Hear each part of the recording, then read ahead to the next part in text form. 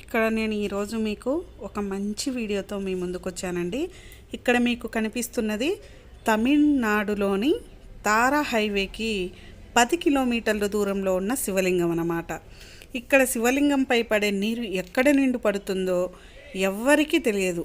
సంవత్సరంలో 365 రోజులు ఆకాశం నుండి కేవలం శివలింగం పైన పడతాయి ఇక్కడ నీళ్ళు. శివలింగం చుట్టుపక్కల అసలు నీళ్ళు పడవు. ఎంత ఆశ్చర్యమో కదండి. శివమహిమ అంటే ఇదేమో కదా. ఇలాంటి విషయం అందరికీ తెలియాలని నేను ఈ చిన్న ప్రయత్నం చేస్తున్నానండి.